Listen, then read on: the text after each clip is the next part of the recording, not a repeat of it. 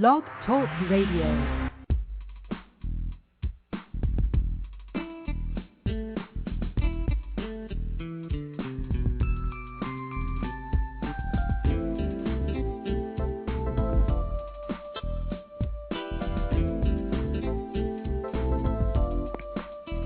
Hi everyone, and welcome to Franchise Interviews, where we're asking the franchipreneur who owns one. I'm your host, Marty McDermott, with my co-host, Don Johnson, and if you've ever dreamed of owning your own business, then you've come to the right place. We have a great show this morning. We're meeting with Dr. Scott Shane, who's a professor of entrepreneurial studies at Case Western Reserve University. His previous faculty appointments include University of Maryland, Massachusetts Institute of Technology, and Georgia Institute of Technology. He's also served as a visiting scholar at the Federal Reserve Bank of Cleveland, Imperial College of Science, Technology and Medicine in London, and National University in Singapore. He's the author of over 60 scholarly articles on entrepreneurship and innovation management, and written or edited over 10 books. And that's coming up in segment 2 of Franchise Interviews. So stick around because we got a great show.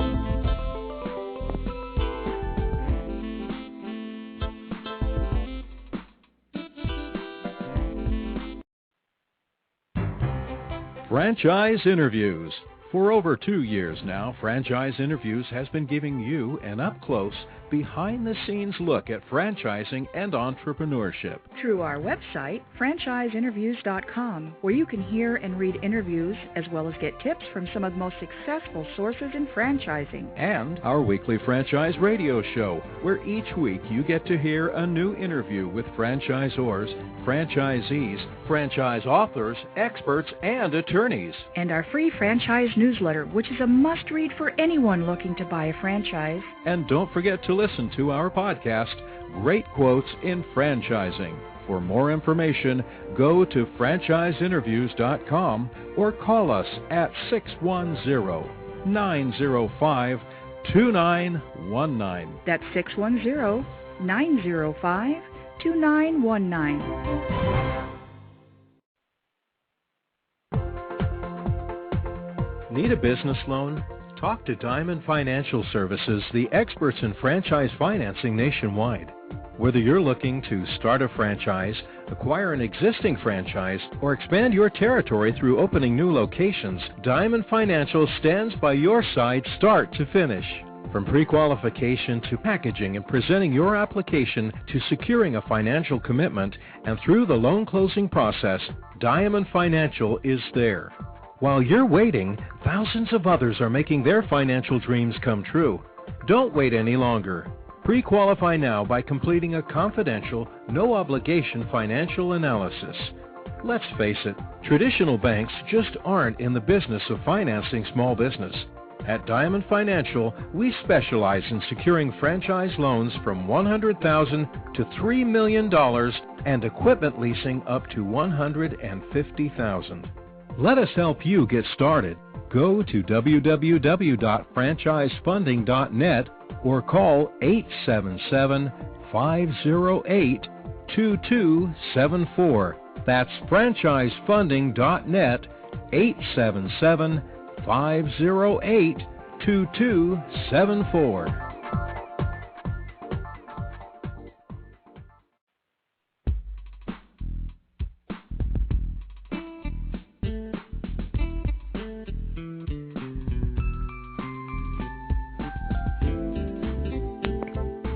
Hi everyone, and welcome back to Franchise Interviews, where we're asking the franchipreneur who owns one. I'm your host, Marty McDermott, with my co-host, Don Johnson. And if you've ever dreamed of owning your own business, then you've come to the right place.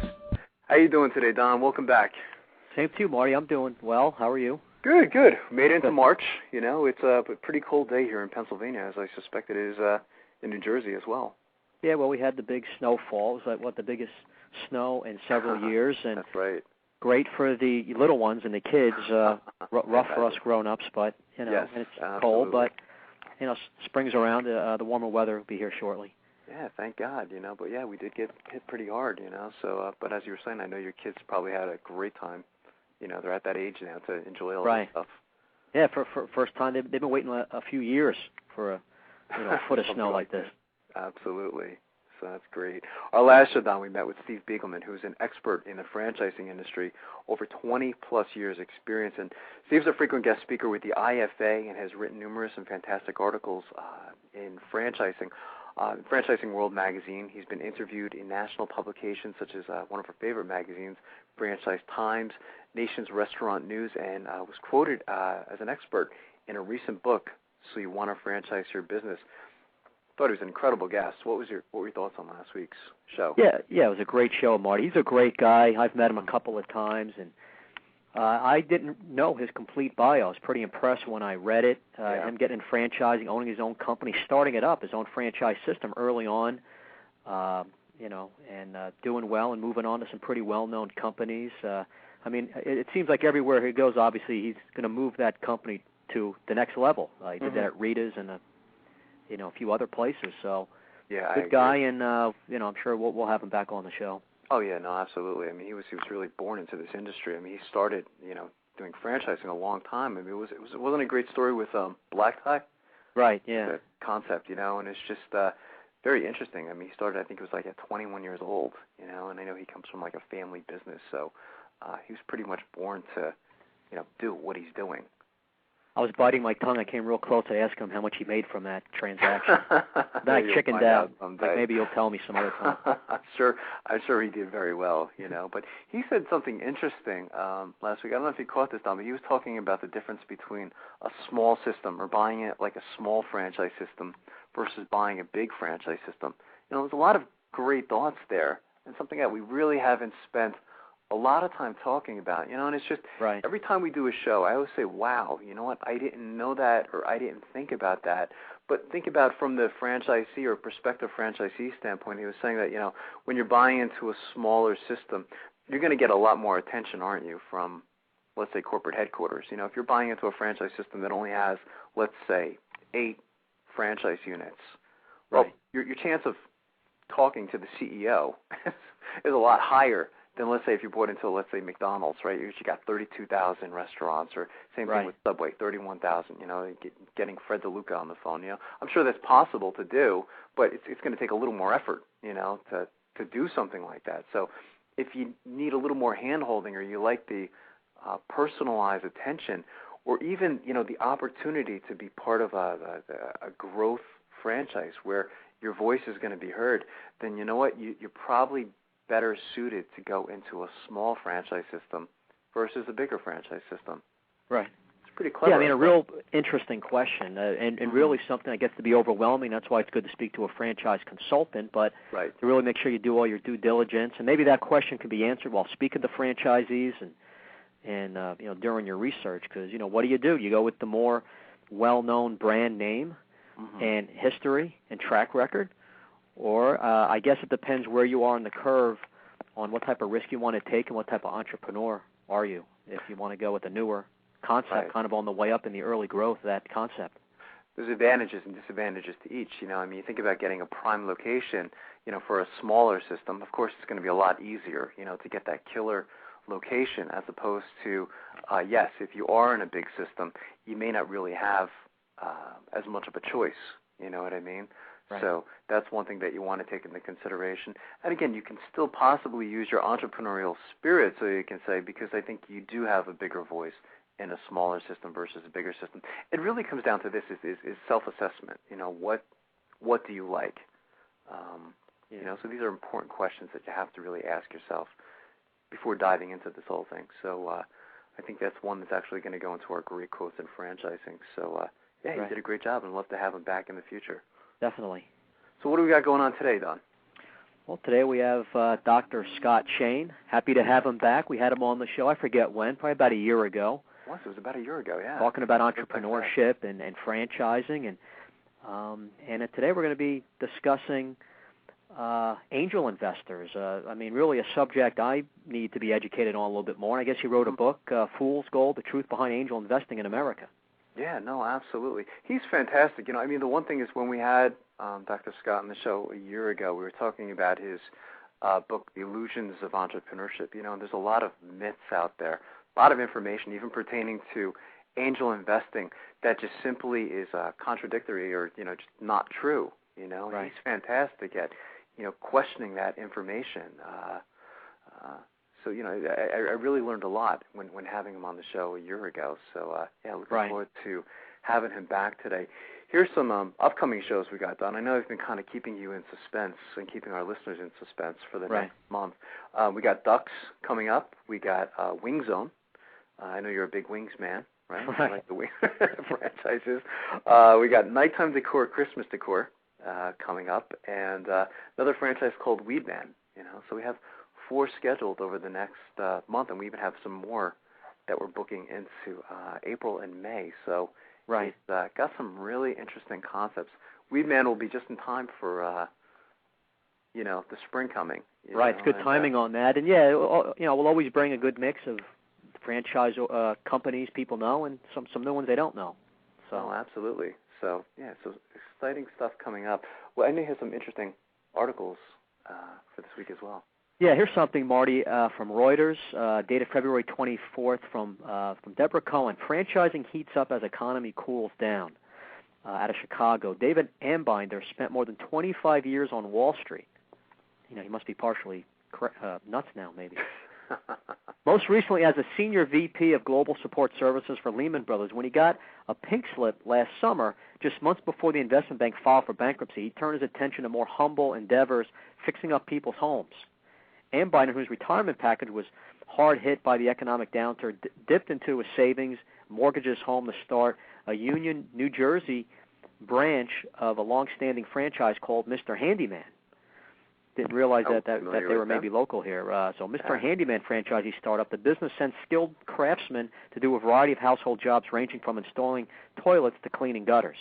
It's very exciting to build a business. For me, it's the right move, says Ambinder, who opened his doors in November after evaluating several franchise choices with a broker. So it looks like he went the consultant, franchise broker route. People aren't going to be moving, and they are going to need their homes repaired. I feel there's a niche for it. So I guess some thought process went into it. He's thinking with the housing market lousy, less activity, less people moving, they might be staying, might want to do more fixing up of their homes. So that was his thought process. Right. He declined to discuss specific cost of his business, but Sarah Faywell, a spokeswoman for Mr. Handyman, said the average cost of a franchise is about $110,000 with a franchise fee of $14,900. Among the roles of laid-off bankers, executives, and blue-collar workers, as well as the gainfully employed who can see the writing on the walls, are many aspiring franchisees looking to make the leap into entrepreneurship under the safety net of a tried-and-true business umbrella. They're sick of watching their 401ks get hammered in the stock market and are looking for a structured plan that offers the promise of financial independence. You read that nice and smoothly. There you go. This is this has been a theme that we've been talking about, especially the last couple of quarters, 6 months, with things getting rough with the economy, and just so many people are faced with a decision of what should they do. They might be tired of the industry they're in, or lack of prospects for finding a job, and these can be people in their 40s, 50s, 60s, or even younger, and they have to decide what to do. Right. No, and it's interesting his thought process, in selecting the franchise. We've heard this before on, several of the opportunities that we've had on our show in the past, talking about the recession and how people are, of course, not moving as much, but that's also presented some opportunities for a lot of franchises out there. So it kind of makes sense that, people are probably having their homes fixed now, as opposed to moving. So, that was a interesting thought process why he selected. Here's something else, kind of ties in a future show you just mentioned. This guy says, I got my severance in retirement, but that's not enough, says Jim Keck, a former plant manager for troubled automotive parts maker Delphi Corp. Keck's 35-year career with the company ended in July when Delphi closed its Kettering, Ohio facility and moved production overseas. Unbelievable. He looked at 3 service franchises before choosing Ducks, which provides air duct cleaning and restoration services. Wow. You see how we tie the show together? You didn't even know that was on, did you? No. Talk about a nice segue. He says they have a business model that works. A 2005 survey released by the Washington-based IFA showed that there were more than 909 franchise establishments in the U.S. alone, employing some 11 million people, or 8.1% of the private sector jobs. In January, the IFA, which represents franchisors, forecast that the recession will lead to 1.2% decrease in the number of franchise establishments this year as more businesses go under. So I guess, it's a slight decrease. Even so, evidence suggests that overall interest in franchising is indeed picking up, tracking earlier patterns set during troubled economic times. Jim George, chief executive of Natick, Massachusetts-based Snippets Corp., a 65-unit chain of hair salons catering to children, agrees. January was our best month in a number of inquiries in the past 7 or 8 months, says George, noting that hair care is somewhat recession-proof. That is very positive. That's a good point. Yeah, we've seen that a lot. I always hate to use the word recession-proof, sometimes recession-resistant. Exactly, But, absolutely. That's something. Alyssa Harrison, a spokeswoman for the IFA, said many of the workshops at the association's national conference in San Diego earlier this month drew standing room-only crowds. We're hearing from our people that they're finding greater interest in greater qualified candidates, she says. Franchising is not for everyone. Terms vary widely, but in exchange for use of the brand and business format, franchisees typically pay an initial licensing fee to the franchisor and turn over a percentage of their sales. In exchange, they get training, advertising, and IT support, breaks on procurement cost, and access to a network of established operators. The IFA says cost of entry ranges from $20,000 or less for a simple home-based business to more than $1 million for businesses requiring real estate and customized equipment. One major problem that's slowing franchising is obviously the current downturn and impact of franchisees to obtain financing, something I know firsthand. Indeed, the lack of available credit and eroding retirement savings may be curbing the appetite for bigger ticket franchises such as restaurants as interested candidates hunt for lower-cost concepts that have recessionary staying power. And I've seen that firsthand a little bit, too. That I guess that it's just going to be a normal trend in a little rougher economy. I can see franchising being more popular, but maybe more people investing in a lower investment size franchise. True. So you said something interesting, too. You said there was one quote that you had from that article, Don, saying, I guess, that the woman said that they're getting better candidates for franchising. I think, that match is really so important, isn't it? Not just from the franchisee's perspective. We spend a lot of time talking from the franchisee's perspective, but also the franchisor perspective, that this is a marriage, and again, another quote that we had from several weeks ago is you do want to date a little, on both parts, you want to get to know each other and see if this truly is a match. Right. So yeah, it's very, very important. And I think about, too, and that'll be an interesting trend over the next, I guess, couple of years with the way the economy is. There's more people who have just great experience, just like this one gentleman in this article, 35 years with the company, probably has a lot of great management experience, and now he's a franchisee prospect. And, I guess more people out there looking for a franchise with more experience because of what's going on around the country. Well, it's interesting that, we started talking about this last week with Steve. I think you brought up the question, once you buy a franchise, what you typically notice, in many cases, is the franchisee wants to buy another franchise, especially if they're happy, you know. And that becomes, Steve was mentioning, it's a lot more complicated, isn't it, when you buy this second unit and you go to the third unit, your job description as the owner changes. And it's a different ballgame. People think, Yeah, it really is a different ballgame from that point, you know what I mean? So I don't know if you really want to rush, in jumping.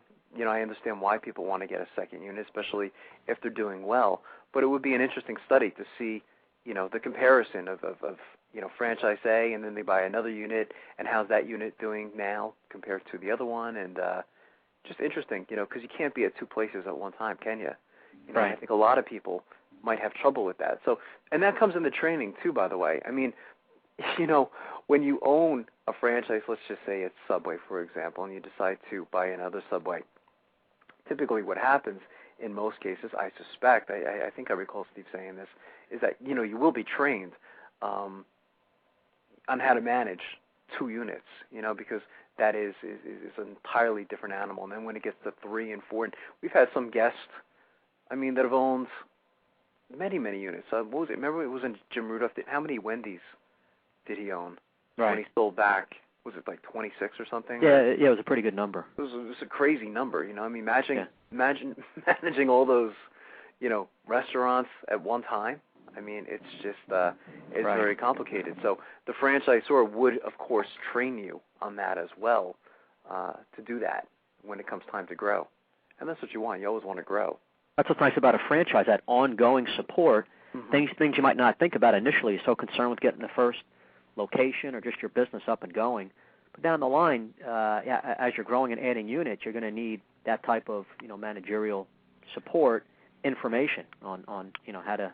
Yeah, that's a question I'd like to add to our show too. It's good. It's a good thing we're recording this, so I remember this. But next time we have a franchisee on the show, you know, to ask them what was it like when they bought their second unit, because again, in many cases, you know, we usually have successful franchisees on the show, and they typically own multiple units. What was it like when they went to their second and third? That would be, you know, talking about the obstacles that they ran into in the beginning. Must have been quite complicated.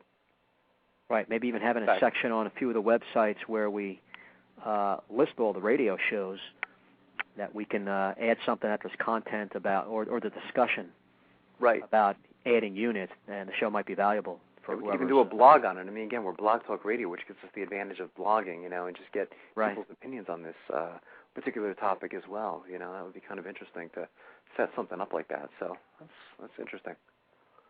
Here's something, Marty, real quick, by a person named Ariva Lasansky, the safer way to start a business, kind of just adding on to this last article.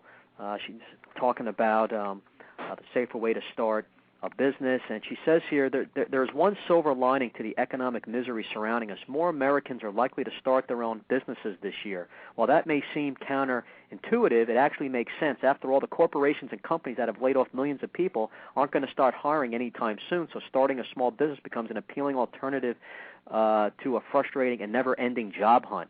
Business startups grew significantly following the recession of 1991. And starting in the 2001 recession, franchising, one segment of small business, underwent a bit of a growth spurt, with the number of franchise units growing nearly 6% annually through 2005. I don't know if that's a stat we ever gave out before, but that's interesting. Yeah, I think I've heard that one before, actually, which is that is interesting. You know, and as you're reading this, I was just thinking, you know, aloud, Don, you know, is what you and I are going to be in Washington in, was it 3 weeks? Yeah, around the 20th, yeah. Yeah, you know, I mean, I'm curious to see what the turnout is going to be like this year. I have a feeling it's going to be a pretty big turnout at the show this year. Yeah, it's pretty interesting. I didn't really think about that. Maybe a lot more people now, you know, looking at themselves as to what they should do now that they've been laid off or whatever their situation. So, right, you know, absolutely. Why not go to the show and just look around at different opportunities? Sure. It goes on, there's good reason to believe thousands of Americans will at least explore the idea of buying a franchise in 2009. For many, franchising represents a safer choice than building a business from scratch. The failure rate for franchise businesses is lower than the overall business failure rate, and the franchisor is offering you a system that's presumably been battle-tested. Okay, write down as a quote from. I like that, yeah. From me that I'm stealing from this Except guy. I can't quote you. You're not allowed to be in great quotes in franchising.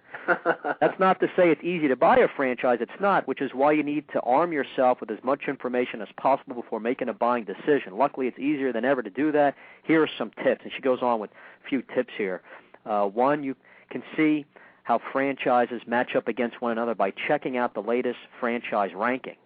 There's different websites you can go to. Here's one, allbusiness.com, which has their all-star franchises.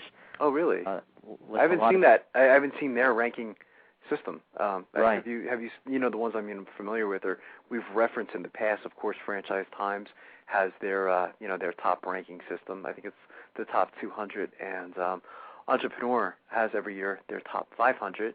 Right. Franchise opportunities, you know, and I mean, the one thing that I want to say about that, though, Don, is when you're looking at the ranking system, just be cautious with that as well. Just because, again, someone is ranked number 1 or number 2 or in the top 10 or even in the top 50, that does not mean that franchise might suit you or be the best match for you as well. So you have to be cautious of that. It even says, and this is all still part of their one best tip, everything is negotiable these days. When you talk to a franchisor, ask for concessions. It's interesting. I don't think we've really talked about that too much. We haven't spoken a lot about negotiations, but yeah, that makes sense, doesn't it? I mean, I guess now's the time to do it, Right. as again, you have 3,000 franchise systems out there, and they're all competing, for people's business as far as getting aspiring entrepreneurs to buy into their system. Again, they do want to make sure it's a match, but yeah, I mean, is there more bargaining power at this point? We've seen a lot of franchisors sometimes waiving the franchise fee, haven't we? Yeah, we've been reading some of that last few months. We've seen some 2-for-1 deals, or buy one, get the second one at half. Just some really creative, as you said, outside the box thinking. So that is kind of interesting. Is there more negotiation power? We know there certainly is on the leases, right? I mean, we've heard some fantastic deals going on with leasing right now. I mean, talk about opportunity. Right. And with just business loan rates low, there are some good things happening with starting up a business now. Besides, absolutely. It's not all the doom and gloom that that sometimes the media, is portraying. There is some opportunity there. So this Riva Lasansky, the safer way to start a business. Our second tip: after you narrow down your choices, it's time to find and speak with existing franchisees. Sure, a list of franchise outlets is listed in the franchise disclosure document, the FDD, which a franchisor must, by law, give you before you make a final decision. But why wait? Call franchisees in your community and across the country. So that's obviously a no-brainer. Something we always mention is definite. Number 3, read the FDD carefully. It gives you the inside scoop on what to expect from the franchisor in return for your fees, the level of training and ongoing support you get, the background of the people who run the company, and the franchisor's financials. 4 is have an accountant look at the company's financial statements. You want to check out the financial stability of the company.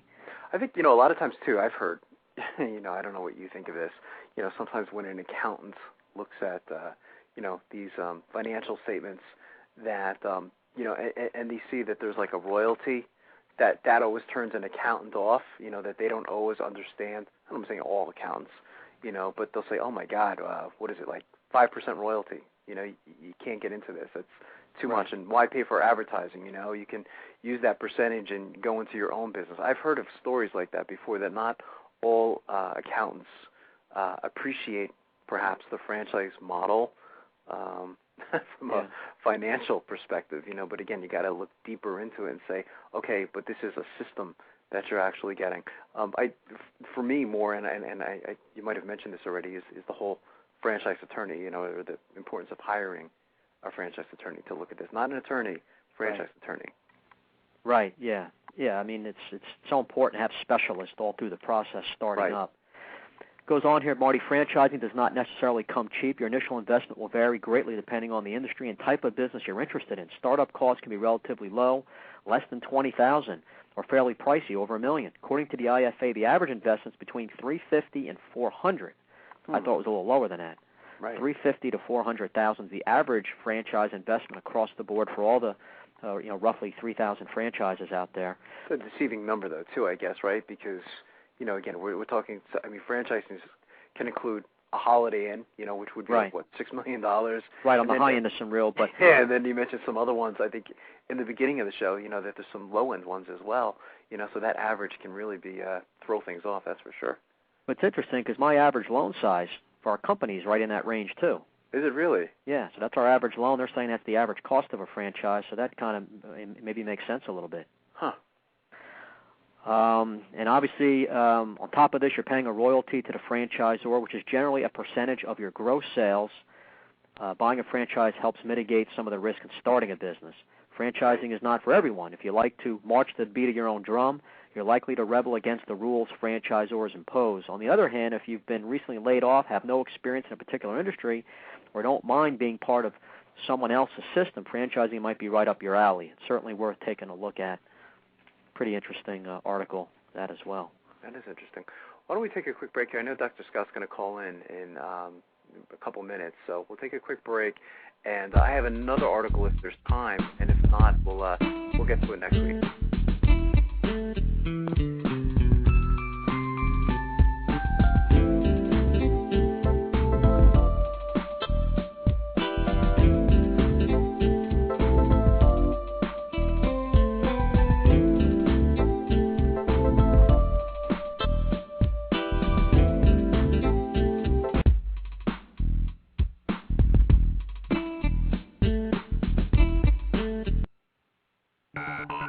Franchise Interviews. For over 2 years now, Franchise Interviews has been giving you an up-close, behind-the-scenes look at franchising and entrepreneurship. Through our website, franchiseinterviews.com, where you can hear and read interviews as well as get tips from some of the most successful sources in franchising. And our weekly franchise radio show, where each week you get to hear a new interview with franchisors, franchisees, franchise authors, experts, and attorneys. And our free franchise newsletter, which is a must-read for anyone looking to buy a franchise. And don't forget to listen to our podcast, Great Quotes in Franchising. For more information, go to franchiseinterviews.com or call us at 610-905-2919. That's 610-905-2919.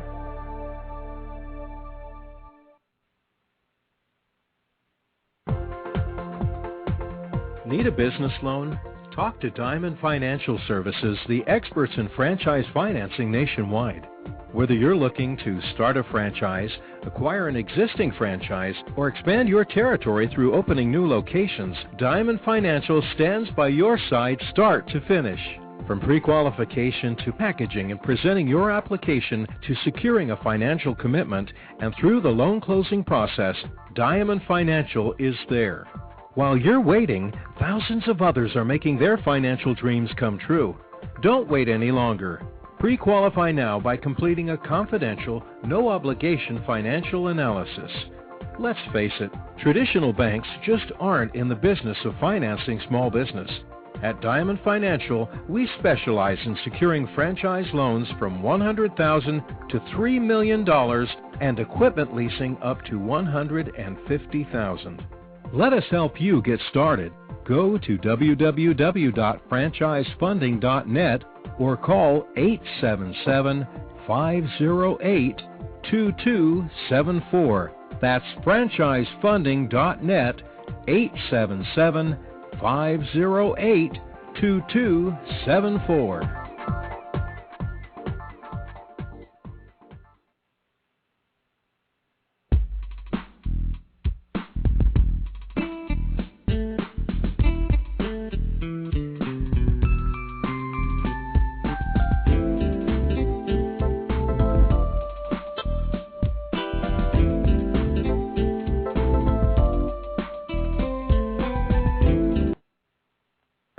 Hi, everyone, and welcome back to Franchise Interviews, where we're asking the Franchipreneur who owns one. I'm your host, Marty McDermott, with my co-host, Don Johnson.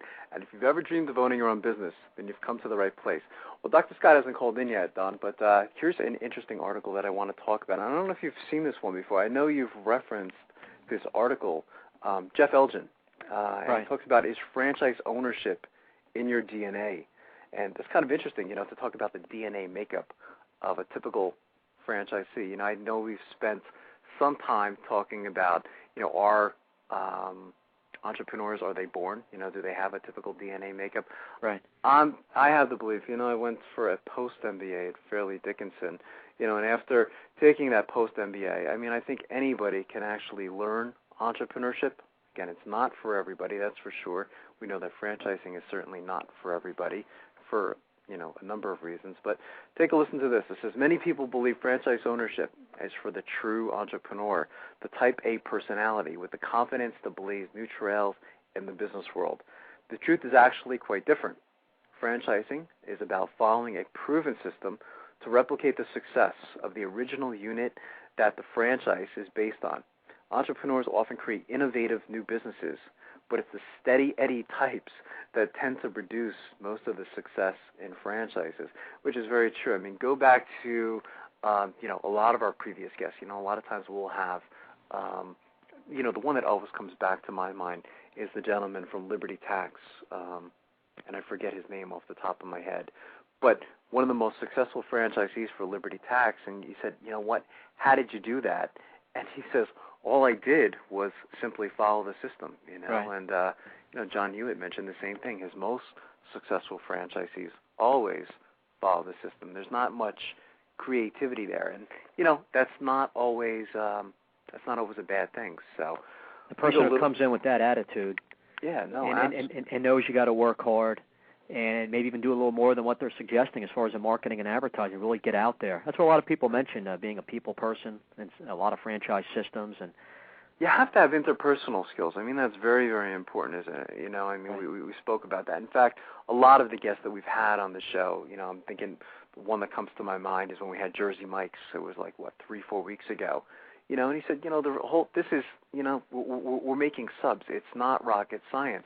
However, you are going to require that you have strong interpersonal skills. If you don't have strong interpersonal skills, you're just not going to be a match for right. our franchise system, So and it's all about relationships, whether it's a service business to your clients or something like a Jersey Mike's, where your clients are just consumers coming in who like your product. You're speaking to them, and the consistency, absolutely. and just seeing people you might know is a good way of getting them back. Absolutely. Listen to this. It says Relationship Builder says no matter which type of franchise business a person chooses to buy, he'll have customers and will probably have employees. So people skills are always at the top of the list. I mean, it's very rare that you're not going to work with anybody else, right, when you're buying a franchise. So, and, you do, if you're steering the ship for that particular franchise unit, people do have to respect you. They have to respond to you, and you have to have strong communication skills so you can motivate your employees as well. So, again, this is really going back to the very basics. So they understand that establishing themselves in the community, and we've spent a lot of time talking about that as well, haven't we? One of the trends I notice, a lot of the franchises that we've had on our show over the last, you can even go back as far as 2 years. I mean, a lot of them will mention how it's so important to get your name out in the community by networking in the community. That's part of the whole franchise system. Right. You can't just expect people to come to you. Let's see, results-oriented. It says a successful franchisee is focused on producing results. They have clear understanding that activity is not the same as accomplishment. They have great respect for the importance of monitoring milestones and benchmarks as they move forward to achieve objectives. They're also willing to continuously evaluate their results and change course if they're not meeting the goals that they set.